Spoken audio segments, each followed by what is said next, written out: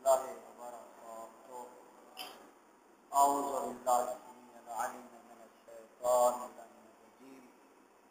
بسم الله الرحمن الرحيم. الحمد لله رب العالمين والعاقبة للمتقين وجنة للموحدين والنار للمعاندين. ثم الصلاة والسلام والتحية والإكرام على النبي الأمي المكي المدني القرشي الأصلي العربي السراج المضيء والكوكب الدوري صاحب الوقار والسكينة المدفون بأرض المدينة الرسول المصدق والمصطفى الأمجد والمحمود الأحمد حبيب إله العالمين أبي القاسم محمد. اللهم صل على محمد وآل محمد. الذي المعراج سفره والبراق مركبه وسدرة المنتهى منزله وقاب قوسين وأدنى مقامه. وقال كنت نبيا وآدم بين الماء والطين الذي في التوراة اشتهاره وفي الإنجيل أذكاره وفي الزبور أوصافه وفي القرآن إعلانه. قال الله تبارك وتعالى في شانه وما أرسلناك إلا رحمة للعالمين. صلوات اللهم صل على محمد وآل محمد. أما بعد فقد قال الله تبارك وتعالى في كتاب المجيد والفرقان الحميد. بسم الله الرحمن الرحيم. يا أيها الناس أنتم الفقراء إلى الله والله هو الغني الحميد. سورہ فاطر میں پروردگار عالم یہ ارشاد فرما رہا ہے، اے لوگوں تم سب کے سب اللہ کے محتاج ہو. اللہ وہ ہے جو اس بھری کائنات میں کسی کا محتاج نہیں، وہی لے کے حمد و ثنا ہے.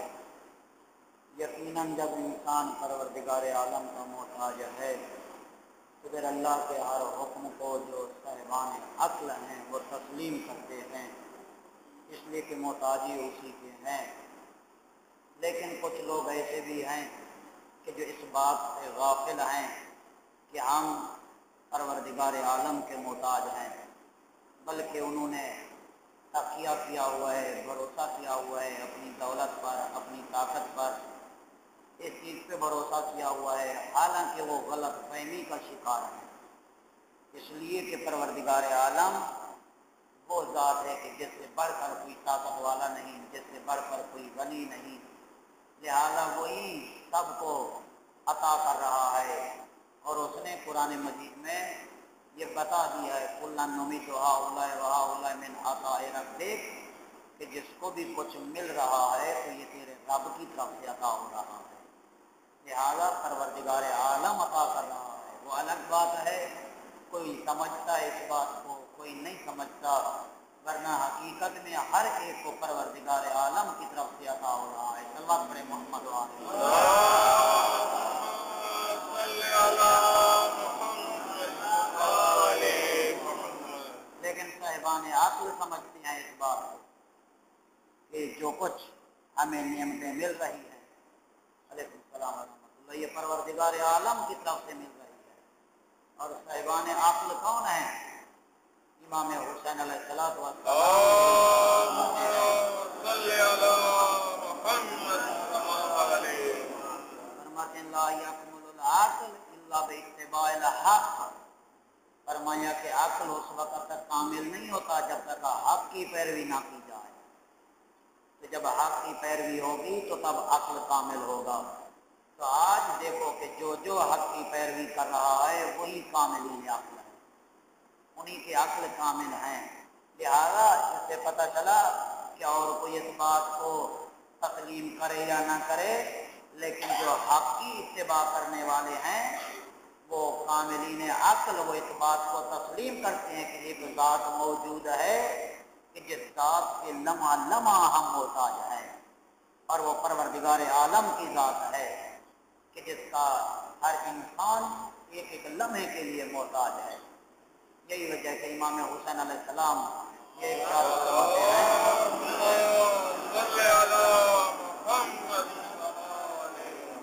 فرماتے ہیں البقاء من خشیت اللہ اللہ کے خوف سے گریہ کرنا، یہی گریہ تمہیں جہنم کے عذاب سے بچا سکتا ہے۔ البقاء من خشیت اللہ، خوف الہی سے گریہ، خوف الہی سے رونا۔ امام فرماتے ہیں جہنم کی آگ سے نجات اسی میں ہے۔ یہی وجہ ہے عزیزان گرامی، جس کے دل میں خوف الہی ہے، یقیناً پھر وہ اللہ کے عذاب کو سامنے رکھ کر، اللہ کی عدالت کو سامنے رکھ کر وہ گریہ کرتے ہیں۔ ان کی نماز میں خضوع و خشوع نظر آتا ہے، اور پھر اسی لیے آگے اپنی اولاد کی بھی تربیت اسی انداز پہ کر رہے ہیں کہ خوف الہی دل میں ہوگا تو انسان یقیناً گناہ سے بچے گا، اس کی نافرمانی سے بچے گا۔ اگر خوف الہی نہیں ہے، اللہ کی عدالت کا خوف نہیں ہے، تو پھر وہ زندگی حیوانوں کی طرح ہے، اور وہ حیوانوں کی طرح جو زندگی ہے پھر اس انسان میں اور حیوان میں کوئی فرق نہیں ہے۔ فرق صرف اسی بات سے ہے، جو انسان ہے وہ اتباع حق کرے گا، وہ حق کا پیروکار ہوگا، لیکن جو انسان نما حیوان ہے وہ حق کی پیروی نہیں کرے گا، وہ حق شناس نہیں ہوگا۔ اور حق کیا ہے؟ میں نے کسی موڑ پہ یہ عرض کیا تھا، کسی بیان میں میں نے عرض کیا تھا کہ حق کیا ہے؟ اللہ کی ذات حق ہے، رسول حق ہے، قرآن حق ہے، اور پھر پیغمبر نے تو اصحاب کو واضح کر کے بتا دیا کہ الحق مع علی و علی مع الحق، کہ حق علی کے ساتھ ہے، علی حق کے ساتھ ہے۔ یعنی علی کی سیرت، علی کا کردار کیا ہے؟ ان اللہ هو الحق المبین، کہ اللہ کیا ہے؟ حق ہے۔ اور جب اللہ حق ہے اور پھر ساتھ یہ بھی بتا دیا کہ رسول کی ذات بھی حق ہے، تو گویا علی کے کردار میں اللہ کی اطاعت نظر آئے گی، رسول کی سنت نظر آئے گی، رسول کی سیرت نظر آئے گی، اور قرآن بھی حق ہے۔ اور ظاہر جب قرآن حق ہے، اسی لیے تو علی نے کہا تھا جب خلافت کے لیے شرطیں پیش کی گئی تھی تو علی نے یہی کہا تھا کہ میں قرآن پر بھی عمل کروں گا، تو جو فرمائی نا، لیکن یہ درمیان میں یہ جو سیرت شاخین ہے، سنت پر بھی عمل کروں گا، سنت رسول پر، قرآن پر عمل کروں گا، لیکن یہ جو تیسری شرط تم لائے ہو نا کہ سیرت شیخین پر عمل کرنا ہوگا، تو علی نے یہی کہا تھا یہ سنت سے ہٹ کر ہے یا وہی سنت ہے؟ تو کہا اگر سنت ہے تو پھر الگ سے ذکر کرنے کی ضرورت نہیں ہے، اگر سنت رسول سے ہٹ کر ہے تو پھر علی وہ نہیں ہے جو قرآن سے ہٹ کر کوئی کام کرے۔ لہذا عزیزان گرامی یہی وجہ ہے کہ علی وہ جس کا کردار، جس کی سیرت قرآن کے مطابق، سنت رسول کے مطابق، اللہ کی اطاعت کے مطابق، تو اسی لیے پیغمبر نے واضح کر کے بتا دیا الحق مع علی و علی مع الحق، حق علی کے ساتھ ہے، علی حق کے ساتھ ہے، تو بس علی کا دامن پکڑ لو، تمہیں اللہ کی اطاعت بھی نظر آئے گی، رسول کی سنت بھی نظر آئے گی، قرآن کی مرضی بھی علی کے کردار میں نظر آئے گی۔ صلوات پڑھیے محمد و آل محمد۔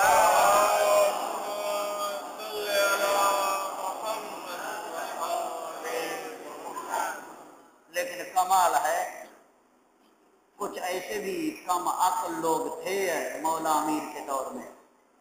ایک شخص آیا آ کے کہنے لگا یا علی، اللہ نے آپ کو پاورفل بنایا، اللہ نے آپ کو بڑے اختیارات دیے ہیں، جنت جہنم کے آپ تقسیم کرنے والے ہیں، آپ مجھے گناہ کرنے کی پرمیشن دے دیں، میں آپ کے گناہ کی اجازت لینے آیا ہوں، اللہ نے آپ کو اختیار دیا ہے، جنت جہنم کے تقسیم کرنے والے ہیں، کیا بھائی اتنا اختیار ہے تو ایک چھوٹا سا اختیار گناہ کرنے کا مجھے بھی دے دیں۔ جیسے آج کل آتے ہیں مولوی صاحب بس عادت پڑ گئی ہے گناہ کی، چھوٹ نہیں سکتا، کیا کریں؟ تو مولا کے سامنے بھی ایک شخص آیا، کہا مولا آپ اجازت دے دیں، اللہ نے آپ کو اختیار دیا ہے، گناہ کی اجازت لے رہا ہے، یعنی گناہ کرنے کی اجازت دے دیں۔ اور جواب جو علی نے دیا، کائنات میں کوئی ایسا جواب دے ہی نہیں سکتا۔ کیا کہا؟ مولا نے فرمایا تم کتنی دیر آگ میں بیٹھ سکتے ہو،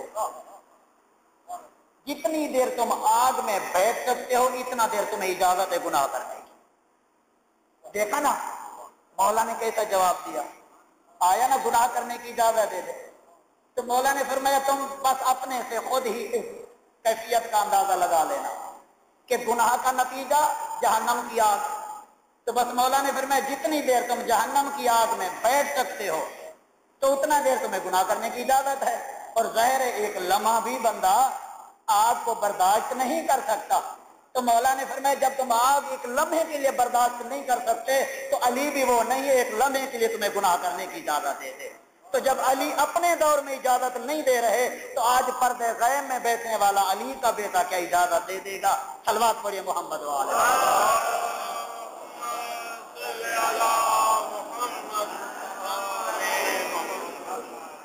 اسی طرح مولا حسین کے دور میں بھی ایک شخص آیا تھا، مولا گناہ کی عادت پڑ گئی ہے، کیا کروں، چھوٹ نہیں سکتا، مجبوری ہے، گناہ کرنا پڑتا ہے، لہذا اب میں کیا کروں، کوئی حل بتائیں کہ میں گناہ کر سکوں۔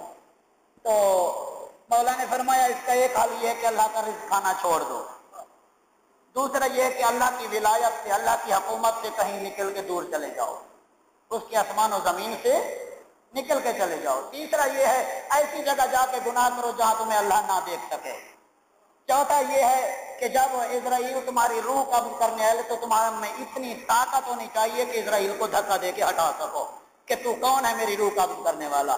پھر اس کے بعد پانچویں یہ ہے کہ مولا نے فرمایا جب اللہ تمہیں جہنم کی آگ میں ڈالے تو اتنی تمہارے پاس پاور ہو کہ تم کو میں جہنم کی آگ میں نہیں جاتا تو کیا کر سکتا ہے، اگر اتنا تمہارے اختیارات ہیں تو پھر کیا ہے تم گناہ کر سکتے ہو۔ صلوات پڑھیے محمد و آل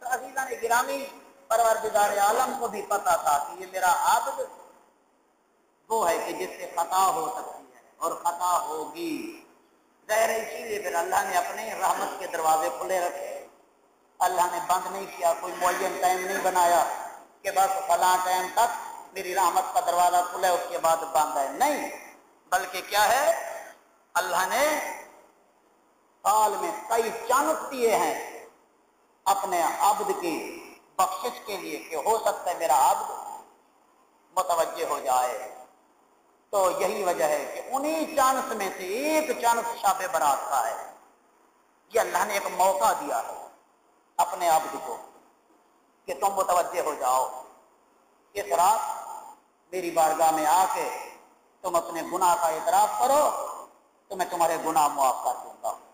امام محمد باقر علیہ السلام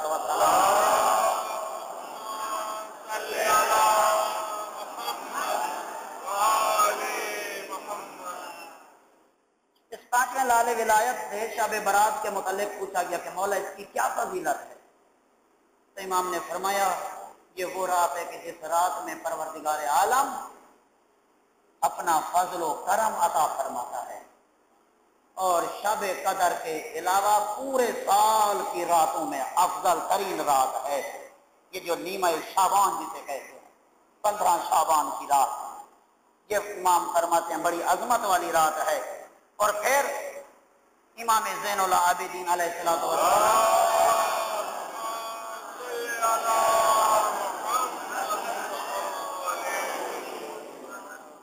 فرماتے ہیں کہ اس رات کو تم شب بیداری کی حالت میں گزارو، دعاؤں میں، نماز میں، استغفار میں، مولا فرماتے ہیں کہ اس رات جو عبادات میں، تسبیح و استغفار میں گزار دے تو جس دن دوسروں کے دل مردہ ہوں گے اس کا دل زندہ ہوگا۔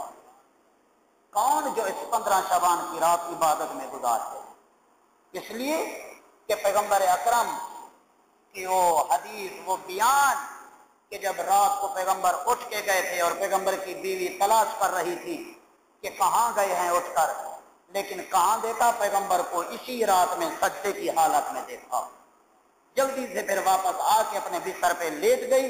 پیغمبر نے پھر اس کو جو جواب دیا کہ تمہیں پتہ نہیں کہ یہ وہ رات ہے جس رات پروردگار عالم گناہوں کو معاف کرتا ہے، اور اللہ نے کہا ہے کہ مجھے قسم ہے اپنی ذات کی کہ اس رات جو بھی سائل سوال کرے گا میں اس کے سوال کو پورا کروں گا، سوائے اس کے کہ وہ سوال اس کے نقصان میں نہ ہو۔ لہذا عزیزان گرامی پیغمبر نے یہاں تک فرمایا کہ قبیلہ بنی طالب کی بکریوں کے بالوں کے برابر گناہ معاف ہوتے ہیں اس رات۔ لہذا یہی وہ رات ہے کہ جس رات میں انسان اپنے آپ کو اللہ کی بارگاہ میں پیش کر کے اپنے گناہوں کی معافی لے کر ماہ مبارک کے رمضان کے لیے اپنے آپ کو پاکیزہ طور پر کیا ہے بنا سکتا ہے۔ لہذا رمضان سے پہلے پہلے اللہ نے ہمیں ایک موقع دیا ہے کہ ہم اپنے گناہوں کو بخشوا کر جیسے رمضان آئے ہماری روح پاکیزہ ہو، ہمارے دل پاک و صاف ہوں، ہماری نیت پاکیزہ ہو، ہم اس حالت میں رمضان کا استقبال کریں کہ ہماری گردن پر کوئی گناہ باقی نہ ہو۔ لہذا عزیزان گرامی اس رات کے اعمال میں مفاتیح الجنان میں تفصیل کے ساتھ موجود ہیں۔ وقت اتنا نہیں رہا کہ میں وہ تفصیل کے ساتھ بیان کروں، بس اتنا عرض کروں گا کہ اس رات دعائے قمیل پڑھنے کا حکم آیا ہے۔ مولا امیر نے جو جناب قمیل کو دعا بتائی تھی وہ یہی 15 شعبان کی رات ہے جسے ہم ہر جمعرات پڑھتے ہیں، اصل میں یہی رات تھی جس میں مولا نے پڑھنے کا حکم دیا تھا اس کو۔ کیوں؟ اس لیے کہ یہ وہ رات ہے جو گناہوں کی بخشش کی رات ہے۔ لہذا دعائے قمیل پڑھیے اور غسل کرنا مستحب ہے۔ اس رات 2 رکعت نماز پڑھنا مستحب ہے کہ پہلے الحمد و پھر سورہ کافرون، دوسری رکعت میں الحمد کے بعد سورہ توحید، اس کے بعد تسبیحات پڑھیں جیسے تسبیحات اربع ہیں، سبحان اللہ والحمدللہ ولا الہ الا اللہ واللہ اکبر۔ اگر ایک تسبیح پڑھی جائے یعنی 100 مرتبہ 100 دانے ہو جائیں گے، اگر ایک تسبیح پڑھی جائے تو معصوم فرمت اس کے گزشتہ گناہ معاف ہو جائیں گے، دنیا اور آخرت کی حاجتیں پوری ہوں گی۔ لہذا یہی رات عبادات کی رات ہے، اس کو عبادت میں گزارا جائے اور پھر اس کے بعد اپنے آپ کو اللہ کی بارگاہ میں ایسے پیش کیا جائے جیسے معصومین کی سیرت ہمارے سامنے ہے۔ اور پھر اس کے علاوہ جو چاہتا ہے کہ ارواح انبیاء سے میں مصافحہ کروں تو اس کے لیے بھی روایات میں ہے کہ زیارت امام حسین علیہ السلام اس رات ضرور پڑھیے، اس سے حج اور عمرے کا ثواب بھی ملے گا اور انبیاء کی ارواح سے بھی آپ کا مصافحہ ہوگا۔ بسم اللہ الرحمن الرحیم بالعصر ان الانسان لفی خسر الا الذین آمنوا وعملوا الصالحات وتواصوا بالحق وتواصوا بالصبر۔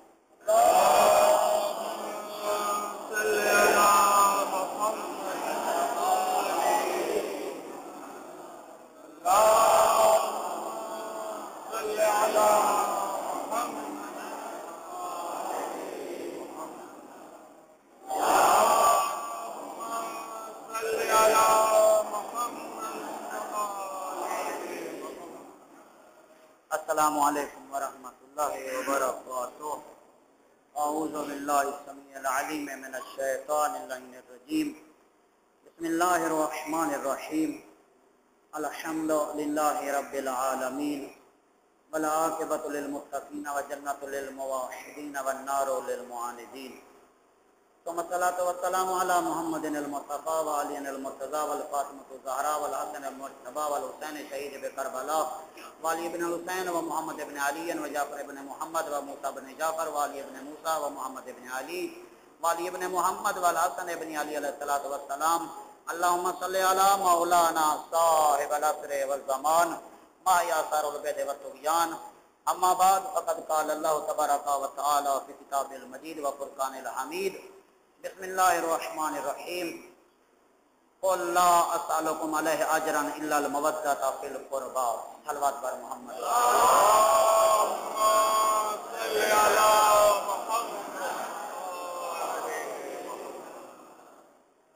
عزیزان گرامی،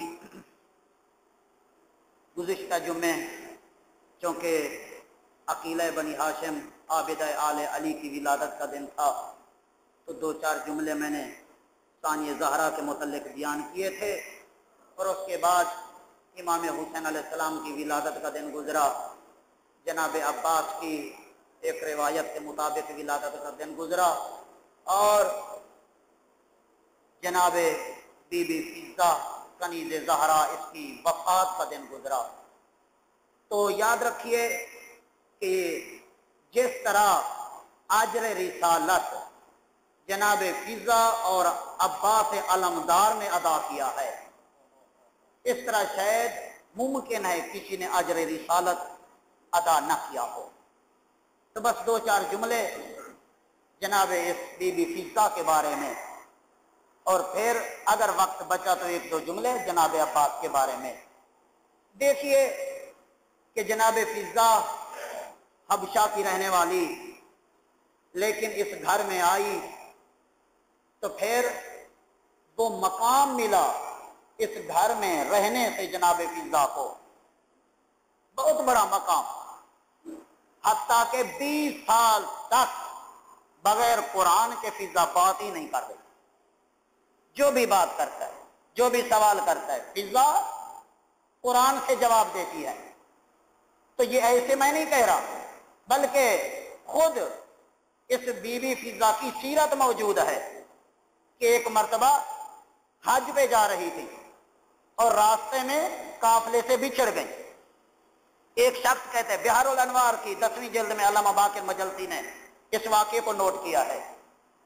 ایک شخص کہتے ہیں، میں بھی قافلے کے پیچھے پیچھے جا رہا تھا اپنے قافلے کے، لیکن میں نے دیکھا ایک خاتون ہے جو صحرا میں ہے لیکن اکیلی ہے۔ وہ قریب گیا، اب اس کی اور فضا کی جو گفتگو ہوئی، بس اسی وقت کے اندر وہ گفتگو سن لیجیے۔ صلوات پڑھیں محمد و آل محمد۔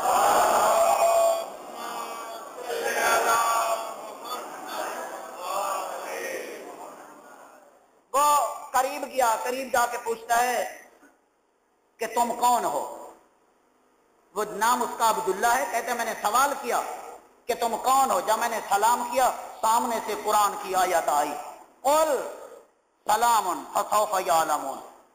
کہا جب کسی سے پوچھنا ہو تو پہلے سلام کیا جاتا ہے۔ سورہ زخرف کی آیت پڑھی، زخرف کی آیت پڑھ کے کہا اگر ایک دوسرے کو جاننا ہو تو سلام کا بہترین طریقہ ایک دوسرے کو جاننے کا۔ کہتا میں سمجھ گیا یہ مجھے اسلامی اصول بتا رہی ہے۔ اور پھر کیا کہا؟ فَسَلِّمُوا عَلَىٰ أَنفُسِكُمْ تَحِيَّةً مِّنْ عِندِ اللَّهِ مُبَارَكَةً طَيِّبَةً، اپنے نفسوں پر سلام کرو، یہ اللہ کا مبارک تحفہ ہے۔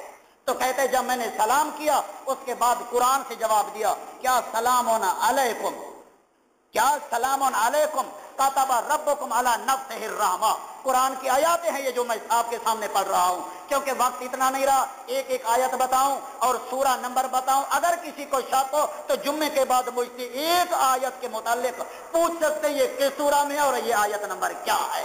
بہرحال اس کے بعد کہتے میں نے سلام کیا، سلام کا مجھے جواب ملا قرآن کی آیت سے۔ کہتے پھر میں نے پوچھا کہ یہاں صحرا میں کیا کر رہی ہو؟ پھر قرآن پڑھا کہ من یہد اللہ فما لہ من مضل، اللہ جسے رہنمائی کر دے وہ کبھی راستہ نہیں بھولا کرتا۔ کہتا میں سمجھ گیا یہ راستہ بھول گئی ہیں۔ اس کے بعد کہتا میں نے پھر سوال کیا کیا تم جنوں میں سے ہو یا انسانوں میں سے ہو؟ پھر قرآن کی آیت پڑھی وَلَقَدْ كَرَّمْنَا بَنِي آدَمَ۔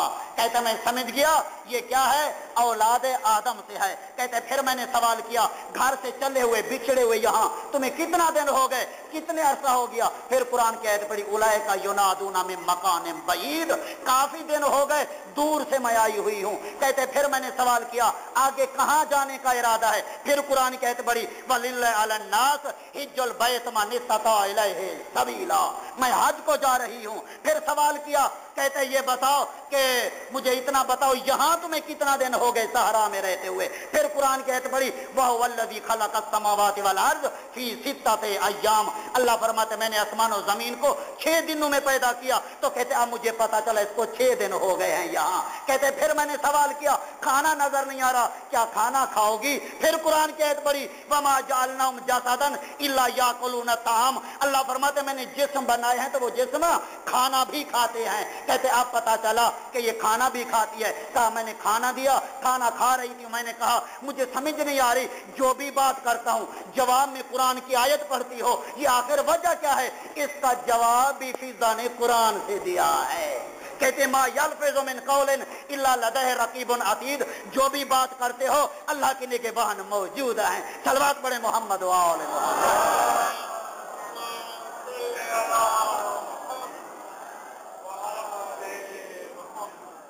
پھر وہ کہتے ہیں میں نے کہا تیرا قبیلہ کون سا ہے؟ اس وقت جواب دیتی ہیں قرآن سے وَلَا تَقْفُ مَا لَيْسَ لَكَ بِهِ عِلْمٌ إِنَّ السَّمْعَ وَالْبَصَرَ وَالْفُؤَادَ أُولَئِكَ كَانَ عَنْهُ مسؤولا۔ کہتی ہیں دیکھو جس کے بعد بات کے بارے پتہ نہ ہو اس کے بارے میں خاموش رہنا اچھا ہے، اس لیے کہ یہ کان ان السَّمْعَ وَالْبَصَرَ، آنکھیں، والفؤاد اور دل، ان سے سوال کیا جائے گا۔ کہتے اب وہ پتہ چل گیا یہ اپنا قبیلہ نہیں بتانا چاہتی. اس کے بعد کہتے میں نے کہا چلو جلدی چلیں تاکہ قافلے کے ساتھ مل جائیں. پھر قرآن کی آیت بڑی لا یکلف اللہ نفسا الا وسعہا، اللہ طاقت سے زیادہ کسی کو تکلیف نہیں دیتا، یعنی جتنا چل سکتی ہوں میں اتنا چل رہی ہوں. کہتے اس کے بعد میں نے کہا کیا میرے پاس اونٹ ہے اس پہ بیٹھو گی؟ پھر قرآن کی آیت بڑی وما تفعلوا من خیر یعلمہ اللہ، جو بھی نیکی کرو اللہ اس کو جانتا ہے. صاحب سمجھ گئے یہ اونٹ پہ بیٹھنا چاہتی ہے. میں نے کہا پھر ایسا میں آگے بیٹھ جاتا ہوں تو پیچھے بیٹھ جا. پھر قرآن کی آیت پڑھی لو کان فیہما آلہۃ الا اللہ لفسدتا، اللہ کے علاوہ اگر دو خدا ہوتے تو یہ دنیا تباہ و برباد ہو جاتی. کہا اب پتہ چلا اونٹ پہ بیٹھے گی پر میرے ساتھ نہیں بیٹھنا چاہتی. اس کے بعد کہتے میں نے اکیلے اس کو اونٹ پہ بٹھایا. اب جیسے اونٹ پہ بیٹھی پھر قرآن کی آیت بڑی سبحان الذی سخر لنا ھذا وما كنا له مقرنین وانا الی ربنا لمنقلبون. اس کے بعد کہتے اب میں نے اونٹ کو دوڑایا، جیسے دوڑایا پھر قرآن کی آیت پڑھی کیا وقت فی مشی کا وقت من ابصارے کا. اللہ فرما رہا ہے جب چلو تو درمیانہ روی اختیار کرو، آواز دھیمی ہو. کہا پتہ چلا یہ اونٹ کا تیز دوڑنا بھی برداشت نہیں کر رہی. کہا اب میں نے آہستہ آہستہ چلنا شروع کیا. اور عربی میں دستور ہے عرب میں شعر و شعری کرتے ہیں. کہا میں اونٹ بھی لے کے جا رہا تھا، اشعار پڑھنے شروع کیے. پھر اس نے قرآن کی آیت بڑی فقرؤ ما تیسر منہ، اللہ فرماتے جتنا میسر ہو قرآن پڑھا کرو. صلوات پڑھے محمد وعلیہ.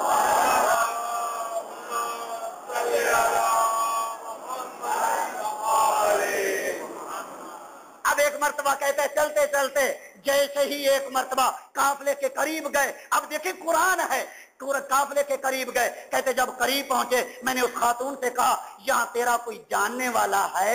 پھر قرآن کی آیت پڑھی المال والبنون زینت الحیات الدنیا، اللہ فرماتے دولت اور بیٹے دنیا کی زینت ہے. کہتے اب میں سمجھ گیا اس قافلے میں اس کا سامان بھی ہے، اس کے بیٹے بھی ہیں. کہتے اب میں نے کہا تیرے بیٹوں کے نام کیا ہیں؟ اب قرآن کی 4 آیاتیں پڑھی یا داؤد انا جعلناک فی الارض خلیفہ فلما اتاہ نودی یا موسیٰ یا یحییٰ خذ الکتاب بقوۃ وآتیناہ الحکم صبیا وما محمد الا رسول. کہتے اب میں سمجھ گیا اس قافلے میں اس کے 4 بیٹے ہیں. اس کا ایک کا نام داؤد ہے، دوسرے کا موسیٰ ہے، تیسرے کا یحییٰ، چوتھے کا نام محمد ہے.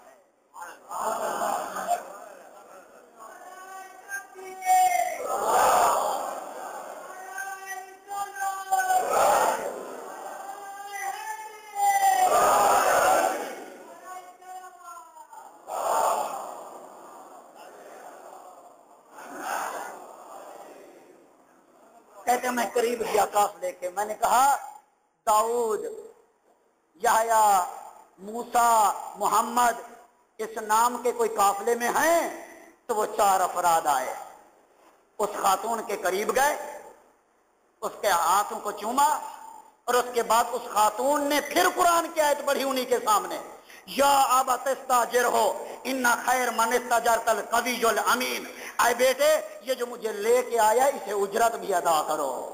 قرآن کی آیت پڑھ کے کہا کہ اسے اجرت بھی ادا کرو. کہا انہوں نے جو کچھ ہو سکا مجھے دیا، اب اکٹھا کر کے جب مجھے دے دی میری اجرت. اب میں نے کہا پھر وہ بیٹوں کے سامنے قرآن پڑھ رہی ہے واللہ یحب المحسنین، اللہ احسان کرنے والوں سے محبت کرتا ہے. تو کیا یعنی میں سمجھ گیا بیٹوں کو کہہ رہے وہ تو اجرت تھی، اب کچھ اور بھی اسے عطا کرو. تو اس کے بیٹوں نے اور بھی مجھے کچھ دے دیا. کہا جب اور کچھ مجھے دیا قبیلہ تو نہیں بتایا تھا نا. کہا اب میں انہی بیٹوں کے پاس گیا، میں نے کہا بتاؤ یہ خاتون ہے کون؟ میں نے جو بھی سوال کیا ہے اس نے قرآن کی آیت سے جواب دیا ہے، جو بھی سوال کیا قرآن کی آیت سے جواب دیا. یہ ہے کون؟ کہا وہ پکار کے کہنے لگے ھذہ امنا فضہ جاریت الزہراء ما تکلمت منذ 20 سنۃ الا بالقرآن. یہ ہماری ماں فضہ ہے جو زہرا کی کنیز ہے، 20 سال ہو گئے قرآن کے بغیر کوئی بات کرتی ہی نہیں ہے.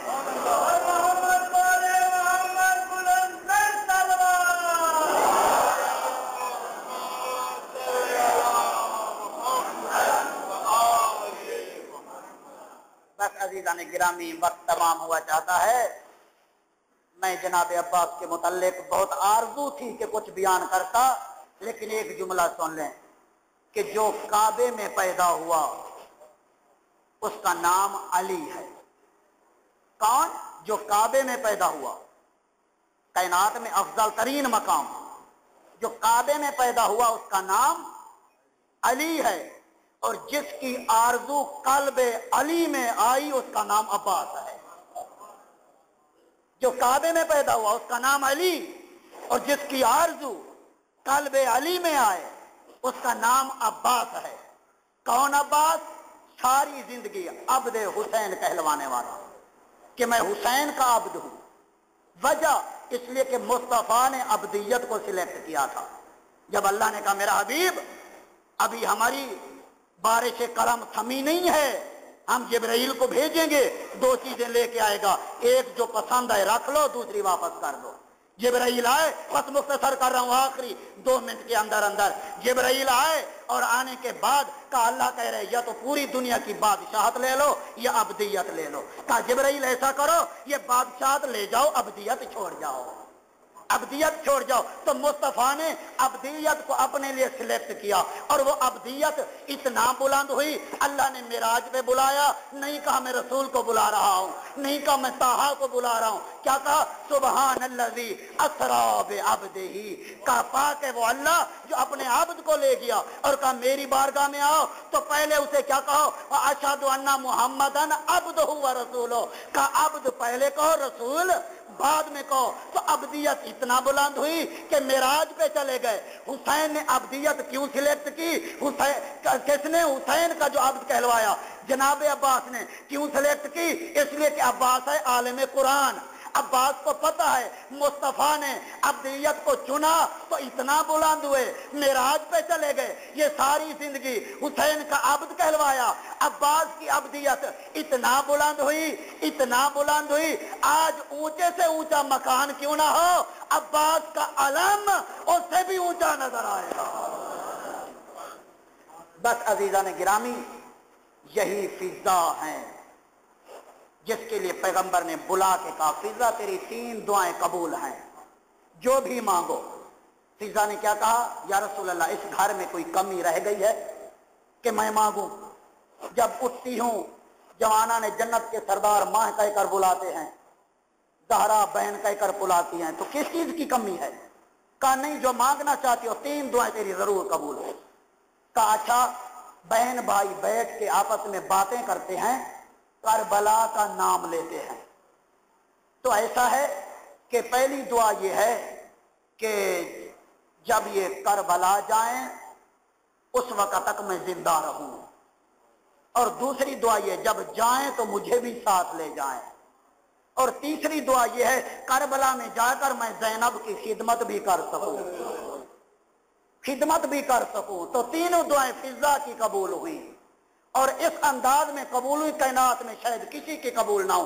شب عاشور جب حسین آئے نا خیموں کا معائنہ کرتے ہوئے، ایک خیمے کے اندر سے کسی بی بی کے رونے کی آواز آ رہی تھی، حسین اندر چلے گئے، کیا دیکھا؟ کربلا کی ریت پہ بیٹھ کے فضا رو رہی ہے، سامنے مٹی پہ بیٹھ کے کہتے ہیں اماں کیوں رو رہی ہو؟ کہتے ہیں بیٹا کل دن ہے قربانی کا، اکبر کی ماں اکبر کو قربان کرے گی، قاسم کی ماں قاسم کو قربان کرے گی، اور محمد کی ماں محمد کو قربان کرے گی، اپنے نصیب پہ رو رہی ہوں، کاش میرا بھی کوئی بیٹا ہوتا جسے میں آپ پر قربان کرتی۔ یہ سننا تھا۔ حسین کہتے اماں کل جب اکبر کی ماں اکبر کو بھیجے تو مجھے اپنا بیٹا بنا کے بھیج دینا، میں تیرا بیٹا بن کے جاؤں گا۔ الا لعنۃ اللہ علی القوم الظالمین وسيعلم الذين ظلموا أي منقلب ينقلبون۔ بسم الله الرحمن الرحيم، إنا أعطيناك الكوثر فصل لربك وانحر إن شانئك هو الأبتر۔